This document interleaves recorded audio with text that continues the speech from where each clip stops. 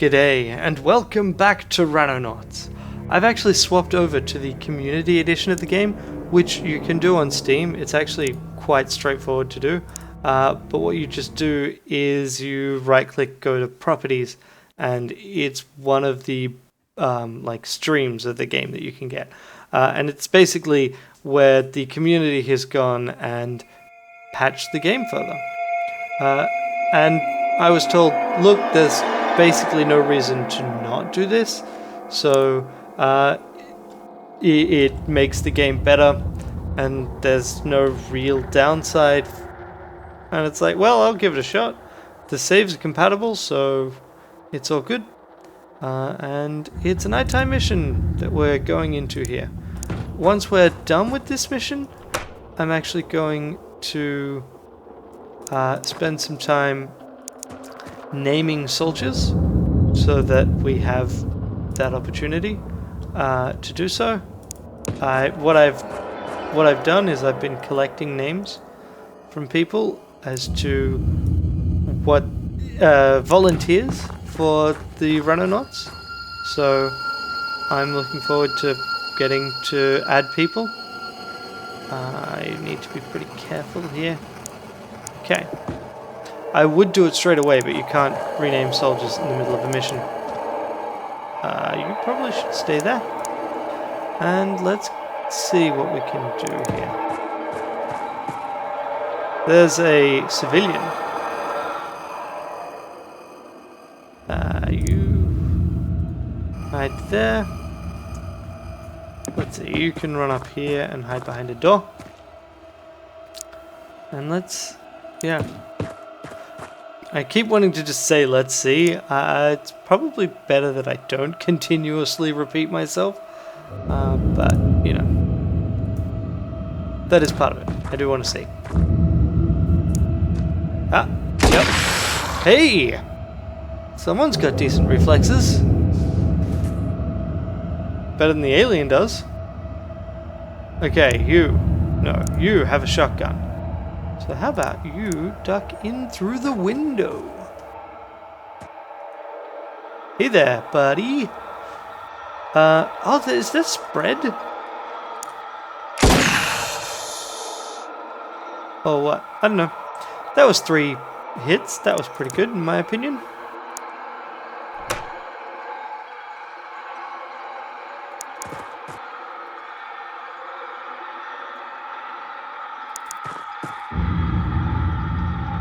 You can duck. Actually, you probably should throw a flare. That door is open. I am concerned by this information. Let's see. What else? Out we go.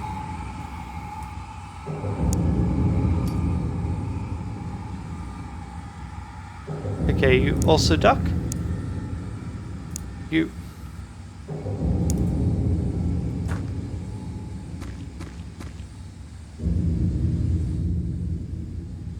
Duck. Actually, I forgot that you're the sniper. 12 time units if you head there.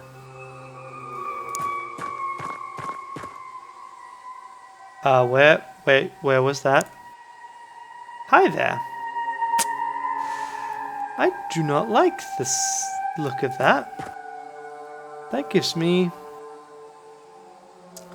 a bad feeling about this. Okay, you. Heavy weapons man. Can take a pot shot at him next turn, potentially.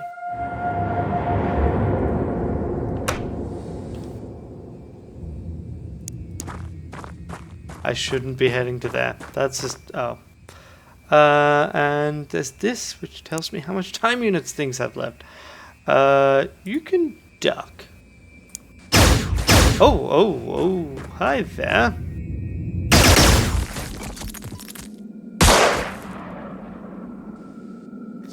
Oh, my sniper got a reaction shot. Sniper. Okay, 50% accuracy, 2 shots. We got 73. So 36, I've got... yes! Pop. Pop. That's unfortunate.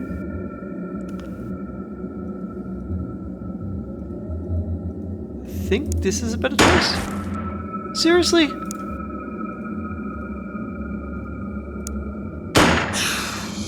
Good. Okay, unfortunately this leaves the whole... There's an alien over here. 25 time units, I should have thought about this better. Okay. Straight grenade. How good are you with a straight grenade? Not good enough. Let's do this. Okay, you.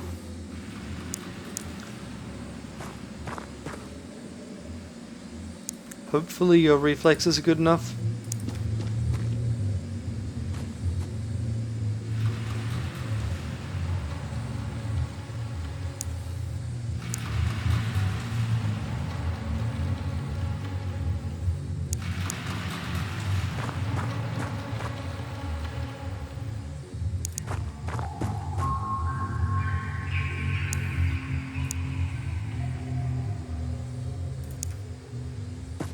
Okay. Also, I hope there's no alien in there. That would be awkward. That's it, right? Yep, I think that's everyone.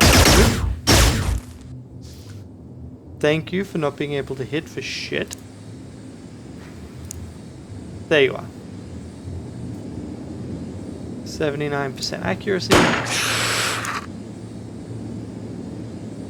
49% accuracy. Nothing. 17. How many time units do you need? 23. I want to get a normal shot of as close as possible to your face, sir. There we go. That's what I wanted to see. Now all we need is for them not to get shot in the back. Okay, probably not going to get shot in the back this time.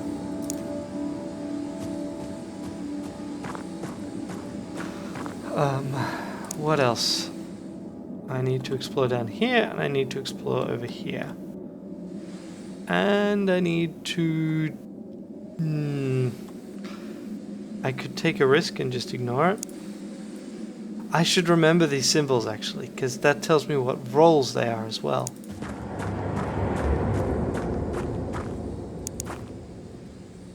Okay. You have shot a couple of times this turn already. What happens if I chuck some grenades? I mean flares.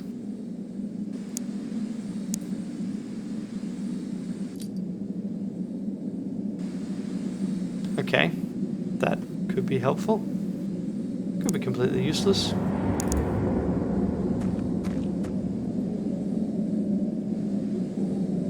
And you still have full movement range? Ah, look, that wall actually did get damaged. Awesome. I was wondering if that would happen. That's one of the things I missed most in XCOM was assuming I can actually just attack. Can I? Yes, I can, yeah. Nope, I don't actually want to do that, but the ability to freely target is pretty cool, especially when you can shoot your way through a wall. That was the sound of a door. That tells me that someone just entered or left a ship.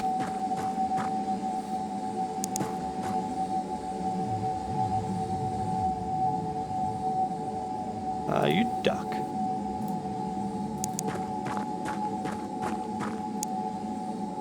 Yeah, so those are effectively just walls. I wonder if there is a difference when it comes to terrain destruction or anything.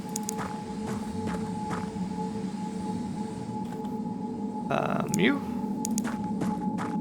I need someone to check out over here. Actually, that's like this is an area which I'm pretty safe. I think, given I haven't heard any fire, in assuming that it is empty. This, however, is too much of an unknown. Here? Yes, you can make it and everything. Excellent. You.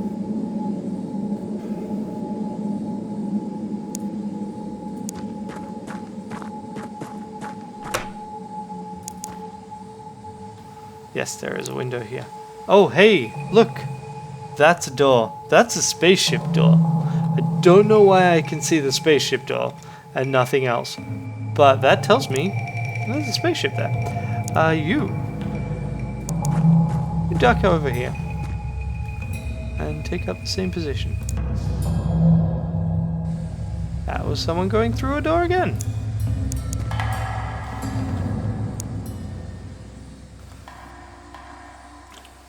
This seems really dumb that I can't just shoot through. Does this actually... So you've got different... No, that is... Okay, sure. I don't know. I don't actually get what's going on there. Let's just... Okay. There we go. Admittedly, the fact that I can't try and open the window is pretty dumb. Pretty dumb. Let's run in here.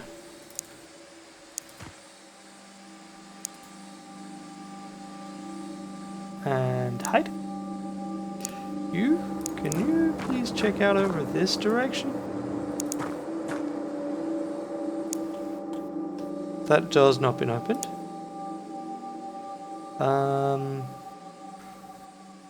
Wherever I can get the clearest line of fire to that ship, which is I'm not entirely sure where, honestly. You actually also go over here. Why did I move that part? Yes, okay. Okay, cool. Now, you have some time. Hide? Well, hide is a relative term.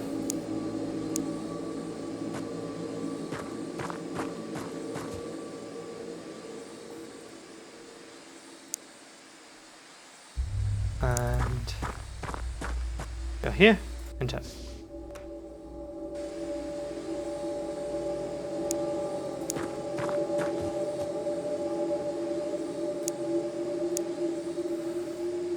Okay.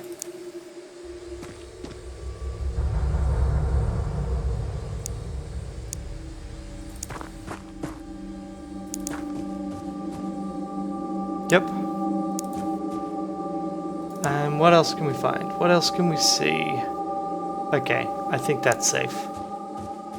Possibly not. We'll find out. I just feel that I would have seen something else. Can you get that up there? Okay, that probably helped. Let's see. You go there. You have a bit of... Here's the thing. I don't like it. Do not like it, Sam. I am.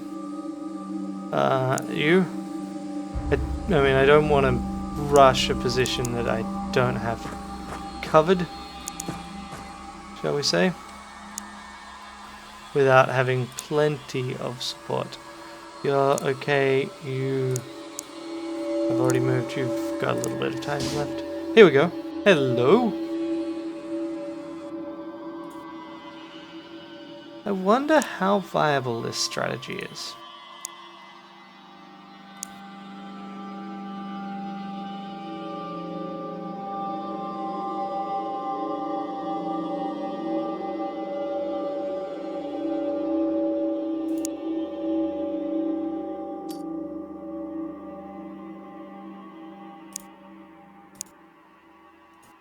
Okay. Yeah, okay then. You.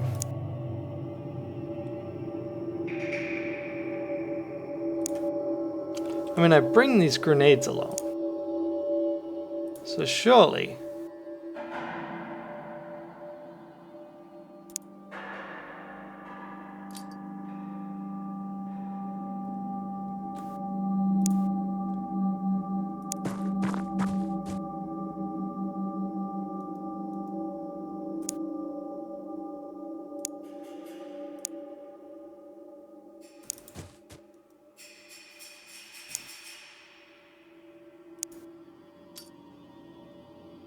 Ah, right, yes, duh.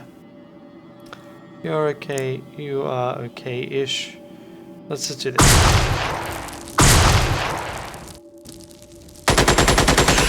Yes, that worked at least to a certain extent.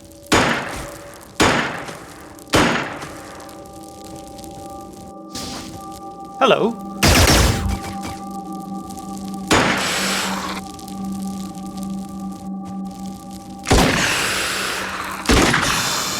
Nice. Okay, my turn. My turn.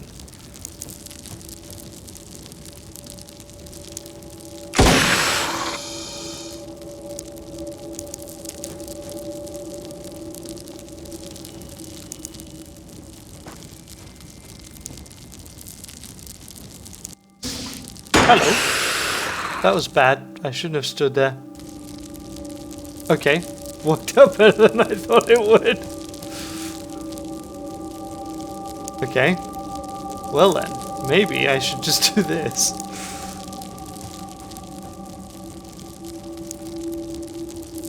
This reaction shot business seems to work okay.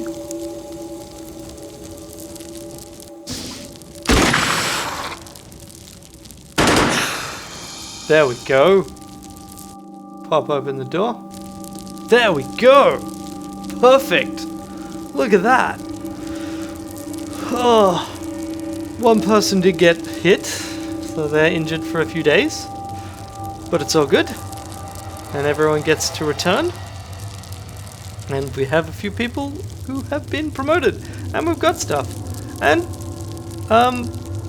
yeah, I guess that's it. Okay, so now let's do the naming.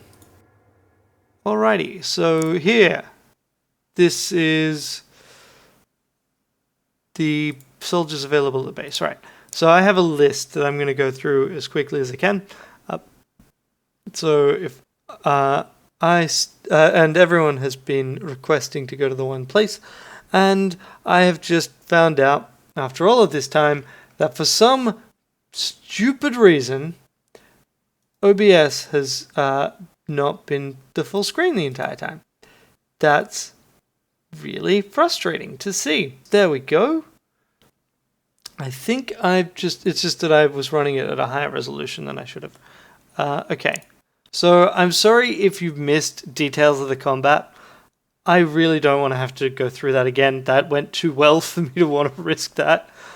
So, I mean, I think most of the important stuff was visible, although pointing at points of the UI that you couldn't see was pretty dumb in retrospect. But we'll keep going. So, we start off with our sniper. Our sniper changes from Ilya to McNutcase because he requested to be in the Soviet Europe base. Now, we go up to assault. Oh, sorry, heavy weapons was the next most obvious one. So, heavy weapons changes to Volatar. And now, I'm just going to go from the top. Katerina. Oh, there's medals. What do the medals do? Gallantry. +1 bravery. So the medals have an effect as well. You are now Kaldazar. And if anyone watching this who's gotten on the list to join up objects to the naming I've chosen, please let me know. I'm happy to change it. And you can be... Carlos Perez is Thanatos now. Now, I actually had some people who requested to be a regular rifleman. So, Red Nightmare. Welcome to the team. You're injured, but you'll recover. Krellin. And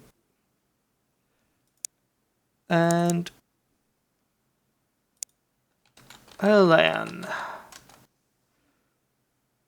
Keeb.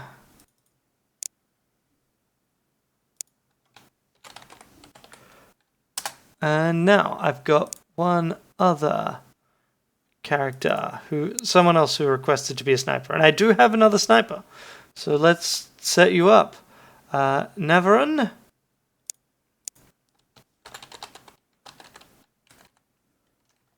Okay. And let's check the spelling. There we go. So, now we've also done that, we've got some money again. So maybe we should equip Indochina with personnel. Indochina? Don't know why that's not appearing. I'm blaming the Alt tab for that, actually. So I need to hire soldiers. And I'm gonna... Yeah, let's see. Yep, hire soldiers here. Who do we have? This is a decent set of time units and strength. So Emma, your reflexes have a little bit to be desired, but that should be okay. I mean, this actually I know would make an excellent assault, I think, because you've got a really high time units, got a better than average HP, and high reflexes, low accuracy, but if you're doing stuff, then again, really shit bravery too. I also just don't know enough about the effects of these things.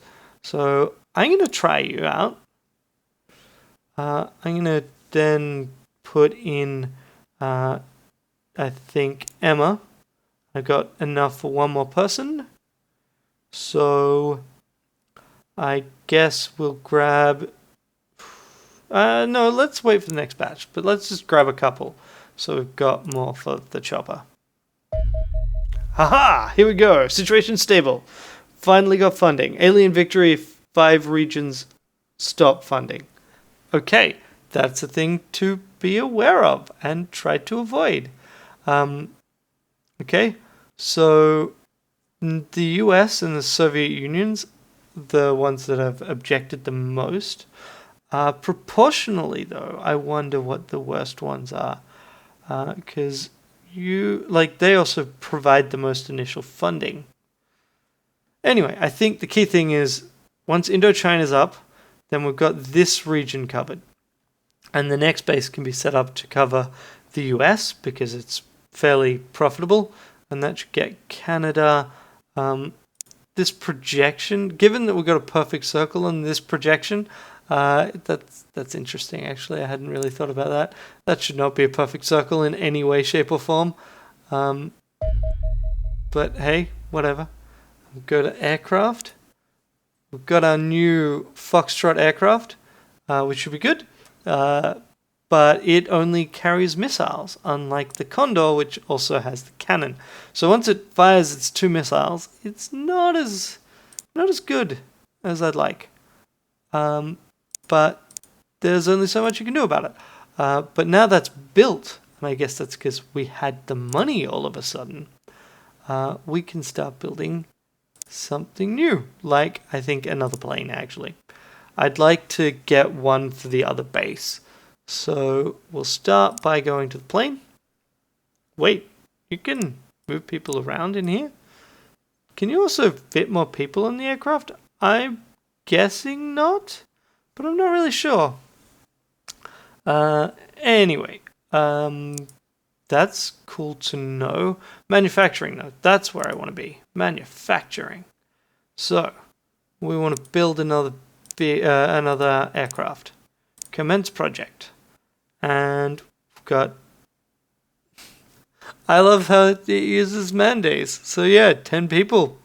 10 people can build an aircraft in 10 days. Obviously. You know what? Let's stick with that. That's fine. But what we should do is we should hire more engineers so we can get more stuff done. There we go. Got 5 engineers incoming. Let's do a similar thing with scientists. We got more lab space. We got a lot more living space than we used to. We want more scientists. We should also do a similar thing over here. We should hire more scientists. So let's get ourselves 10 scientists. Let's get ourselves some production capacity here as well. So we get ourselves 10 NGs. 10 NGs. And we should also hire some more soldiers here and in the other base. And I thought so. You get a new lot of soldiers each month, I think. And you get different soldiers at each base? No. Okay. Maybe I was wrong. Maybe you don't get a new set of soldiers. It's just generated as you do things. So they're all private, so I wonder if there's a way to improve that. So let's hire some more here. Hire soldiers. We'll grab these two. They look good. Hire selected. Okay, so that brings us up to 10. And at our original base, also want to hire soldiers. We will... And I wonder if that means these guys never cycle off. So if you've got people that are shit, they'll never go away. But Philip looks nice. And let's grab Anna. She also, I mean, the low time units is a bit of a pain, but she's got high stats on across the board otherwise, especially health. And let's go with those two. Okay, there we go. What else do we need to do? We need to research. Well, we are researching what we can right now, actually. So let's just... Oh, wait, no. Indochina.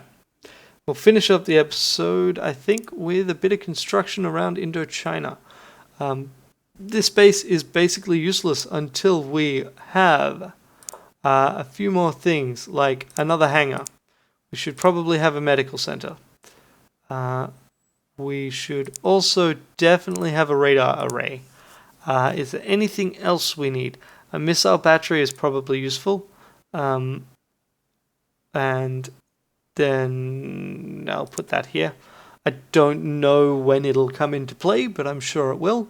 Do we have a garage? No, we don't. I'm not really doing anything with the scout cars right now. Let's not spend too much money. So yeah, I think we're all good. Let's see. We'll see what builds in the next few days.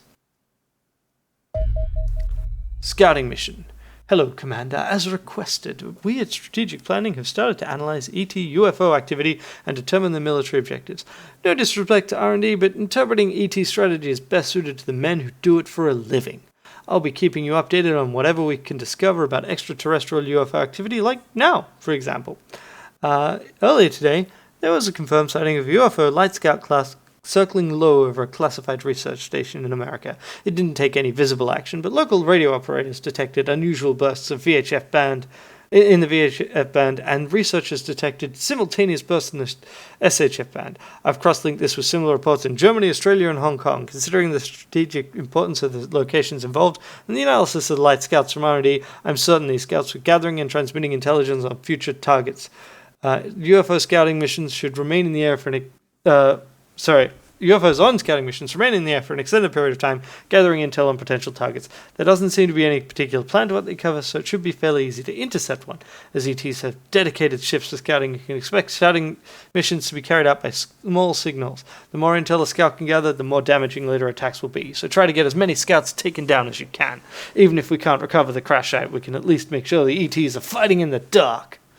Unless they are transmitting back. But yeah, it still seems like a good idea. Civilian non-combatant analysis. Commander, our xenosociologist has been compiling information on the civilian race. Most of it, while interesting, is irrelevant for field operations. I've taken the time to compose a summary of the most useful information for the men. I'm sure you've heard the self-congratulation and backslapping going on in the locker room over the success of the last mission. I hate those to turn those smiles into frowns. Actually, I don't. But many of those hard targets were amusingly enough not intended for ground operations. From our data, we have strong reason to believe a sizable number of subjects recovered are non-combatants. They form the operational core of any UFO, acting as pilots, engineers, navigators, and other essential non-combatant roles. They neither need nor are given more than basic training in combat, are armed with pistols, and have only their naked, if resilient, skin as protection. Incidentally, I've had to chastise some live assistants for skinning civilians and selling their hides to your men. Do you know that Corporal England is an amateur leatherworker? I should check their uniforms if I were you. Our xenosociologists theorize they're either slave-cased or bred in their millions to serve the needs of the higher echelons, or younglings who have yet to find their position within the larger social group and are assigned duties suitable for young aspirants who cannot yet be trusted with a gun. In either case, they'll likely stick close to grounded UFOs, and it's extremely unlikely men will see them in any dedicated alien combat operation. Okay, I think that counts as something new happening. It's interesting to see this stuff, and also the information about that these guys are tough and regenerative. So yeah, that's good to keep in mind. Until next time, have a great day. Bye.